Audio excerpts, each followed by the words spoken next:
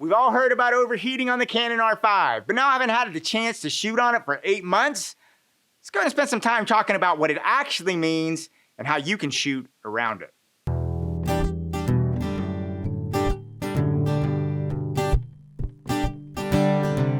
I've been shooting on the Canon R5 for about 8 months now. It's gone on every single shoot that I have gone on, both photography and video. And in that time, I have been able to put it through its paces. It's not some abstract testing I've done. I've actually done a real world commercial shooting with it.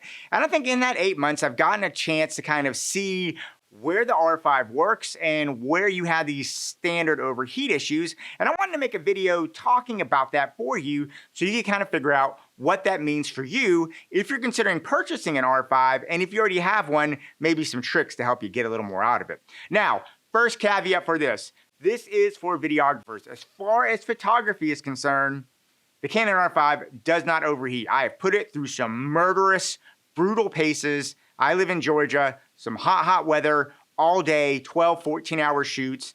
The Canon has never overheated as far as photography. If you are a photographer, if you are considering the Canon R5, just go ahead and get it. It's by far my favorite photography camera I've ever had.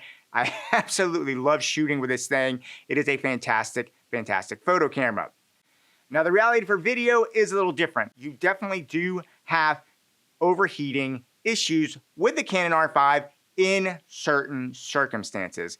First thing I'd say, there are modes on the Canon R5 that you will not get to overheat, and I have pushed them very hard. And I want to start off right off the bat and say that if you shoot in standard 4K or crop 4K at 24 frames a second, the Canon R5 will not overheat. I've done hour-long interviews with absolutely zero problem whatsoever in both of these modes. The camera will not overheat. Okay, so now that we know there are 4K modes that do not have any overheating problems whatsoever, where you do run into real overheating issues with the Canon R5 is if you are someone that uses high frame rates. And I just think that's one of those things, if you're a commercial videographer in today's world, you're going to be using commercial or high frame rates just because it's so useful for B-roll, certain commercial applications. It's a tool that you always need to have.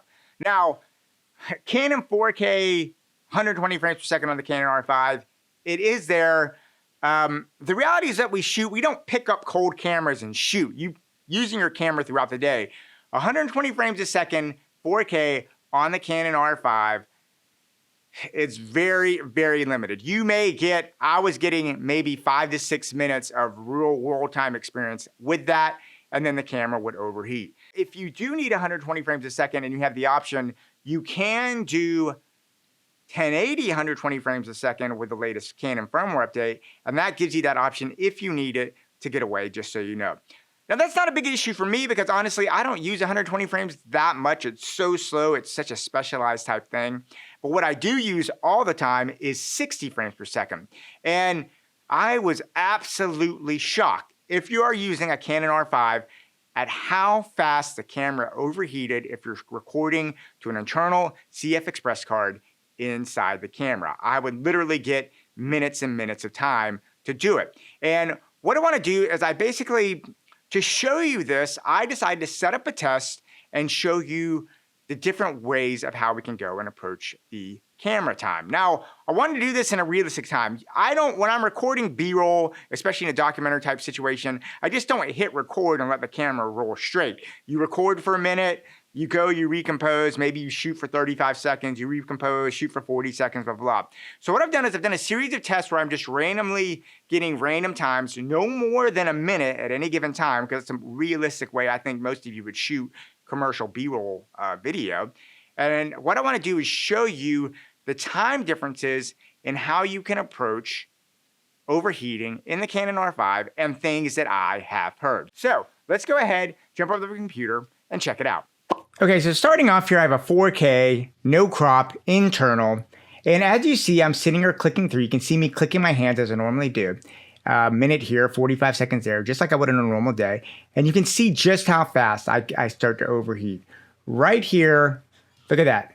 The overheating warning came on about 18 minutes. And look at that.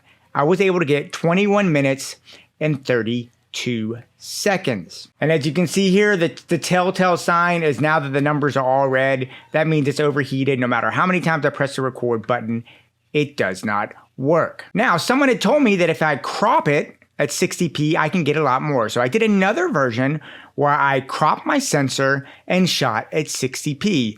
But once again, doing the same method as I would normally shoot, you can see I ran into the exact same problem. It's internal recording, and look at that, the internal heating came over at 13 minutes is when the warning came on.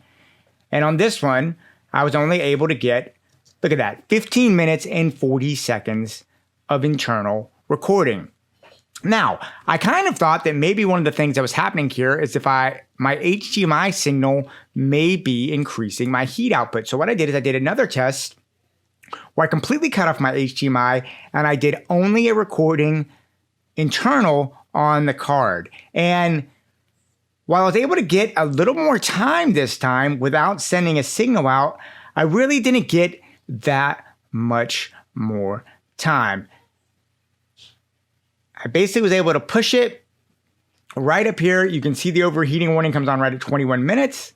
And I was able to get it to right about 24 minutes and 2 seconds before I could not record anymore on that screen. So because of this, I pretty much was putting together that the heat failure from this camera is coming largely from that CF Express card internally in the camera. So I did another test with no card, or removed the card and shot just the HDMI out. And this test let me go for a long time recording. As a matter of fact, I could not overheat my camera. I let it go for an hour continuously shooting 60p and it did not overheat. So I had a great result there doing it. So if you shoot HDMI only, you can easily get over an hour straight. Okay guys, so as you can see there, we did those tests. It is pretty obvious right from the start that if you're shooting on a Canon R5, if you're shooting internally, it's going to overheat on you. You pretty much are guaranteed that if you want to get the best results from your camera, you are going to go ahead and need to get an Athens Ninja 5 or something like that just to be able to get those longer record times. Now, when we did do these tests, you could see that I could get basically unlimited record time once I was recording to that Ninja via the HDMI, but I did that test and it didn't really go with what has experienced with me and my world experiences. And I wanted to go back and redo it in something that I would think was more realistic. And that is this. When I'm shooting out there with the Canon R5, I use the back screen all the time. I think if you're in a controlled environment like this, we tend to put it up there, the back screen goes off, and it gives us sort of a false sense of what we can get with the overheating. But when you're out in the field, you're using the back screen all the time. You might be using it to touch for autofocus. You may just be wanting to check different components on your camera. So even if you're not recording internally, the back screen is very important because not all that information goes to the HDMI, to the Athens, and there's just information you need to be able to access on the back screen of your Canon. So what I'm going to do now is I'm going to go on, let's do a test again, but this time what I'm going to do is I'm going to leave the back screen on so it more carefully replicates what I experienced as a shooter out there in the world. So let's go ahead, put that together, take it up, and see what we got. So here we are, same test, just an HDMI card, but this time I did leave the back screen on because like I said, it's just more indicative of how I shoot. I don't shoot with that back screen off. I'm always using it. And as you can see here, I am able to get extended times at 60p with just the HDMI, but I am starting to see a difference. If you look here, once I get up in about 40-some minutes, I got the heat light come on, and there you go. And at 55 minutes or so, I can't record in the card, technically in camera anymore, but I went over an hour here and I could not make the camera overheat. So I would say it's safe to say at an hour and 10 minutes, you can record through the HDMI cable, even with the back screen on. So that's very, very good news. So you can see now the ways you can work around the high frame rates if you need it. If you have an HDMI cable with an Athens, you can really get a lot more from your high frame rates, and it's pretty much guaranteed to be necessary if you want to shoot high frame rates on the Canon R5. The other area that you will run into overheating is 4K HQ. And 4K HQ downsamples that beautiful 8K sensor and gives you just really crisp, incredible looking 4K imagery, but it comes at a cost. So what I want to do is to take the same type of test again and show you how the Canon R5 overheats in the 4K HQ and what that means for you. So let's go ahead, jump back in the computer and take a look at that. And now to demonstrate the 4K HQ with the internal card, it is a very, the footage looks great, but it's a very quick overheating method. This is 4K HQ internal. And as you can see, it doesn't take very long before the overheat warning. It's about 16 minutes it comes on. And as you can see there, I got 21 minutes before my whole camera overheated with the 4K HQ internal. And when I jump over to 4K HQ with just the HDMI, while I do get more time, it doesn't quite give me the exact same thing as the 4K 60. And it's just a lot more intensive downsampling from that 8K sensor. And I do get a good amount of time here with it, but you can see that about 39 minutes or so, you're done. It gives me about 39 minutes and the camera cuts off. Right about 40 minutes. We'll get 40 minutes because it's right there at it that you lose overheating in 4K HQ even with the HDMI. Okay, so they go pretty interesting. And I really like these tests to show you because these tests really, in my opinion, replicate what I experienced in real world situations with the Canon R5 and how it reacted. So the final verdict of overheating after 8 months with the Canon R5 is this. There's a couple points that I think you should be aware of. The first one is this. If you shoot in standard 4K or crop 4K at 24 frames a second, the Canon R5 will not overheat on you ever. I have never had it overheat on me. I've done hour-long interviews, hour-plus interviews, including setup time, composition, all that stuff. The camera has been on for 2.5 hours with a V-mount.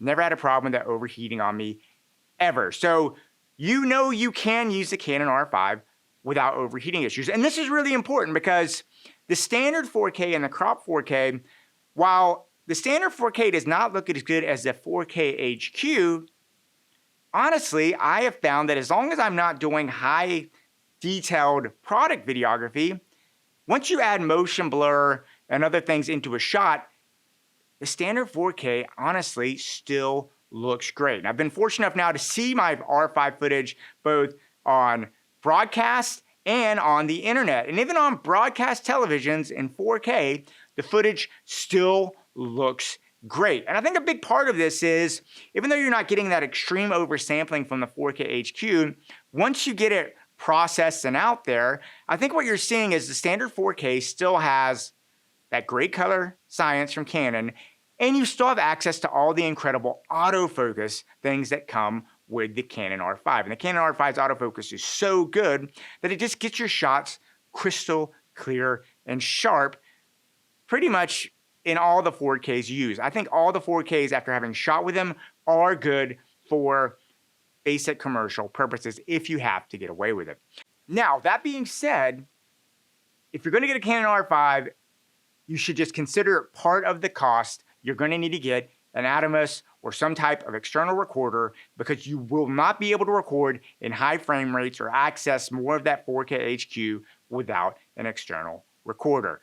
I think the point of failure looks like it's in the CF Express. Every time I do any kind of internal recording, that's where I get overheat rates so fast. So you want to have an external recorder just to give yourself the option to use it more and more. And the HDMI, recording through the HDMI just gives you more time. It gives you a little more peace of mind. I'll be honest, one of the things that still I have to work with the Canon R5 is when that overheat blink starts coming on, it messes with me psychologically. You're worrying all the time about it, and it does affect the way you shoot. So having that HDMI is nice to have. On the downside, sometimes if you're a run-and-gun shooter, shooting with a monitor and HDMI, it is a little more cumbersome. So you have to factor that in. But the amount of time you get to shoot on there, I would consider it a no-brainer, get an HDMI. And really, If you are someone out there that is considering the R5, I would say this. If you're a photographer, buy the camera. It's an incredible camera. It'll never overheat on you. If you are principally a videographer, my advice is a little more nuanced. I would say if you are agnostic to system, maybe consider the Sony a7S III. It's a way better universal solution for video right now than the Canon R5. If you are a Canon person, what I would recommend is this. Personally, I would hold on to your camera if you can for another 7 to 8 months and hold out for the Canon R5C, which is essentially rumored to be coming out, announced at the end of this year, coming out next year. And that will give you the ability to shoot all these great things of the Canon R5 without the overheating limit. So if you want it primarily for video purposes at this stage, my advice to you would be, it's a great camera. Hold out until you get one that doesn't stress you out with overheating. And that should be either the Canon R5C or maybe the R3 or something like that could also be another viable option for you. Anyway, guys, that's what I have to say. Good luck out there. Please leave me any comments. If you have anything to say about this video, I'd love to hear what you have to say. And yeah, guys, go out there, keep on shooting. Yeah, I'll talk to you soon.